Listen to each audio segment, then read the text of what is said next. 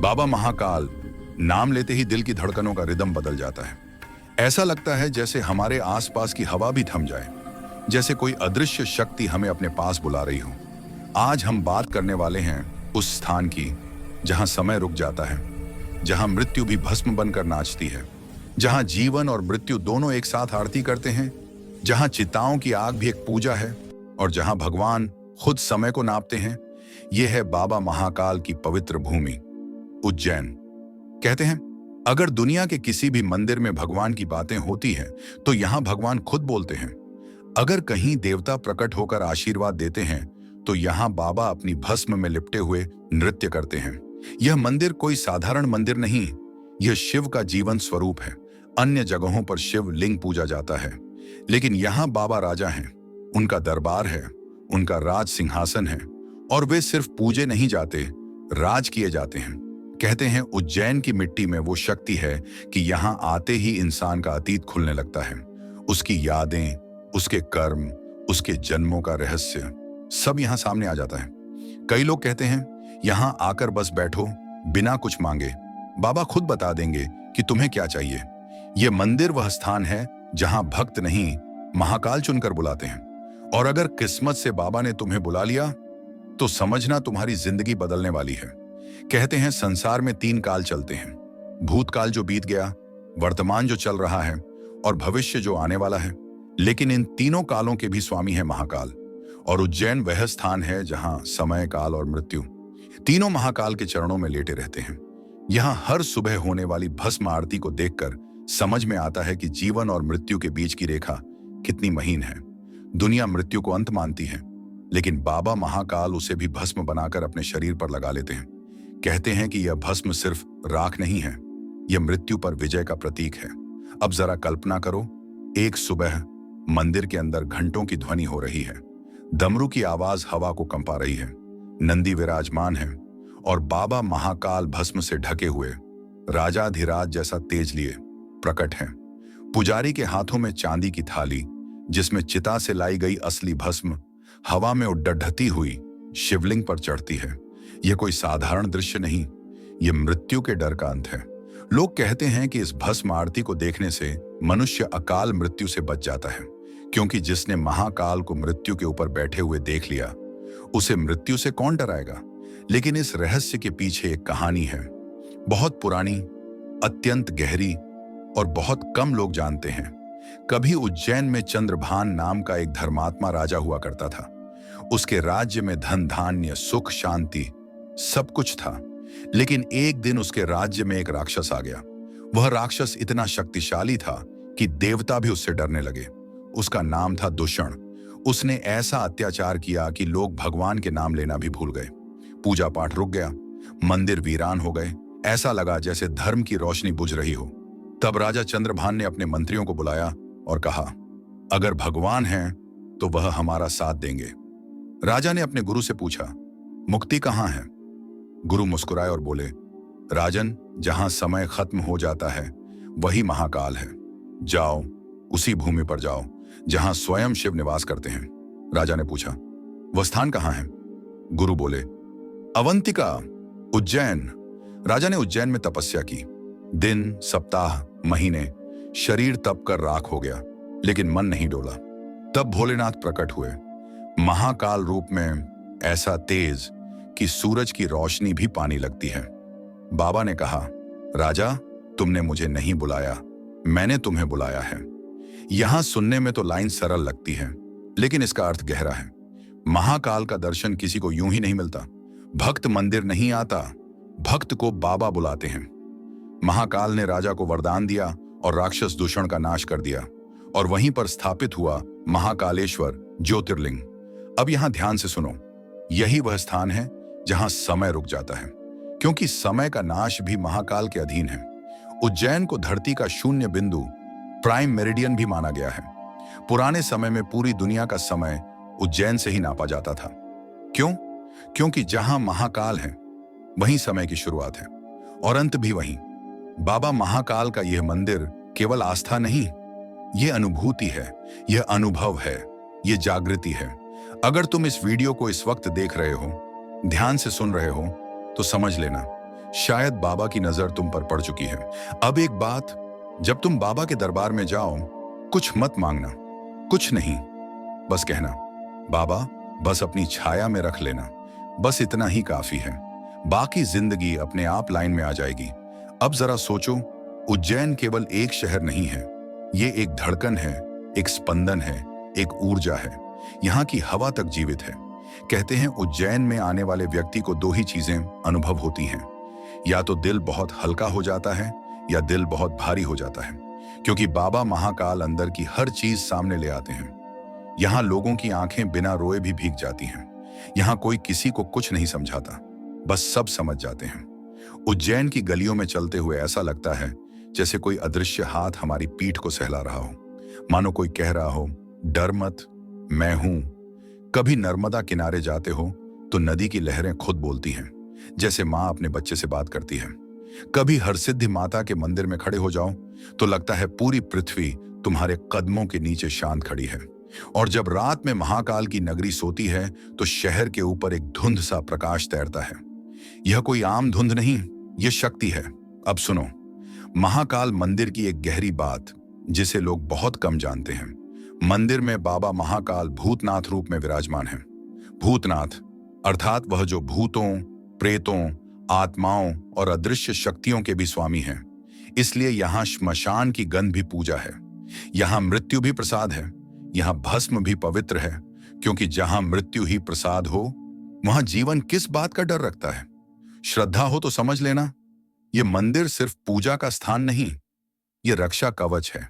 कहते हैं जिसे जीवन में बहुत कष्ट हो, बार बार हार मिले, अंदर बेचैनी, डर, असुरक्षा बस जाए, उसे बाबा महाकाल के दरबार में सिर्फ बैठ जाना चाहिए। शब्द की जरूरत ही नहीं पड़ती, बाबा मन की भाषा समझते हैं। अब सुनो, रोज सुबह जो भस्म आरती होती है वह केवल एक विधि नहीं, वह ब्रह्मांडीय शक्ति का जागरण है। आरती के समय मंदिर में कहीं शंख बज रहा होता है, कहीं डमरू, कहीं घंटे, कहीं पुजारी मंत्र बोल रहे होते हैं, कहीं भक्त मौन ध्यान में बैठे होते हैं। और उसी समय एक क्षण ऐसा आता है जब पूरा वातावरण एकदम शांत, एकदम स्थिर हो जाता है। वह क्षण मृत्यु और जीवन के बीच का शून्य है। कहा जाता है कि उसी क्षण महाकाल स्वयं प्रकट होते हैं। जो व्यक्ति उस क्षण को महसूस कर ले, उसका भय, दुख, अतीत, पीड़ा सब उसी वक्त भस्म हो जाता है।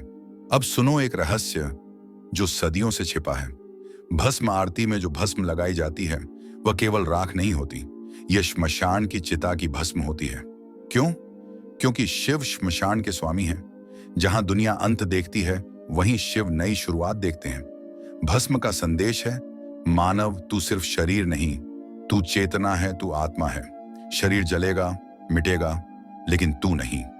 अब उस युद्ध की कथा सुनो जिसने महाकाल को दुनिया का सबसे भयावह और सबसे करुणामय देव बना दिया। एक बार 3 असुरों ने इतना आतंक मचाया कि देवता हार गए, आशी हार गए, मनुष्य रोने लगे, पृथ्वी कांप उठी। तब शिव ने अपना सबसे उग्र रूप धारण किया। आंखें लाल, कंठ से अग्नि, हाथ में त्रिशूल और माथे पर भस्म। उन्होंने एक ही प्रहार में तीनों असुरों को ऐसे मिटाया कि उनकी देह ही नहीं, उनके कर्म, उनके जन्मों, उनकी स्मृति तक का अस्तित्व मिट गया। और तभी देवताओं ने कहा, यह केवल शिव नहीं, यह महाकाल है, काल के भी स्वामी। बाबा मुस्कुराए और कहा, काल को जो चलाता है उसे मृत्यु क्या डरा सकती है। अब समझो भाई, अगर जीवन में मुसीबतें बार बार पीछा कर रही हैं, लगता है जैसे कोई अदृश्य बोझ है, तो इसका मतलब है काल की दिशा उलटी चल रही है। और इसकी दिशा ठीक होती है सिर्फ महाकाल से। अब जब तुम बाबा के दरबार जाओ तो बस इतना कहना, बाबा मेरे समय को सही कर देना। बस यह वाक्य खतरा भी काटता है, किस्मत भी बनाता है और उम्र भी बढ़ाता है। अब इस यात्रा को और गहरा करो। कल्पना करो रात का समय, महाकाल मंदिर शांत, लेकिन ऊर्जा नाच रही है। मंदिर की दीवारों पर तांबे की धुन गूंजती हुई, दीपों की लौ स्थिर और हवा में हल्की भस्म की खुशबू। ऐसा लग रहा है जैसे कोई तुम्हें देख रहा है, तुम्हारे अंदर तक, तुम्हारी यादों तक, तुम्हारे दर्द तक। और तभी एहसास होता है कि हम अकेले नहीं हैं। हम कभी अकेले थे ही नहीं, बाबा हमेशा साथ थे। हमने ही महसूस करना बंद कर दिया था। और अब जहां बाबा महाकाल का राज चलता है, वहीं उनके सेनापति, उनके गुरु, उनके छाया, उनके रक्षक वह हैं काल भैरव। भाई सुन, महाकाल के दरबार में दुआ, वरदान, आशीर्वाद मिलता है, लेकिन रक्षा रक्षा देते हैं भैरव। महाकाल समय के स्वामी हैं, लेकिन समय के पहरेदार भैरव हैं। कहा जाता है यदि तुमने महाकाल को अपना मान लिया तो भैरव तुम्हारी सुरक्षा लेने के लिए हमेशा तुम्हारे पीछे चलते हैं। लेकिन भैरव साधारण देव नहीं, उनका मार्ग साधारण नहीं, उनकी पूजा साधारण नहीं। भैरव की पूजा में निडर हृदय चाहिए, क्योंकि भैरव वहीं पहुंचते हैं जहां डर बसता है, और डर वहीं होता है जहां अंत का अंधकार है। इसलिए काल भैरव का मंदिर श्मशान के पास बनाया जाता है, क्योंकि श्मशान वह स्थान है जहां आत्मा शरीर से अलग होती है। बहुत लोग पूछते हैं काल भैरव को शराब क्यों चढ़ती है। अब इसका रहस्य सुन ध्यान से। ये बात समझ में आई तो जीवन बदल जाएगा। मनुष्य के शरीर में एक सूक्ष्म शक्ति है जिसे प्राण शक्ति कहते हैं। यह शक्ति भावनाओं, इच्छाओं और चेतना से चलती है। जब मनुष्य दुख में होता है प्राण नीचे गिर जाते हैं। जब मनुष्य प्रेम में होता है प्राण ऊपर उठ जाते हैं। जब मनुष्य ध्यान में होता है प्राण स्थिर हो जाते हैं। शराब शरीर को नहीं, प्राणों को ढीला करती है।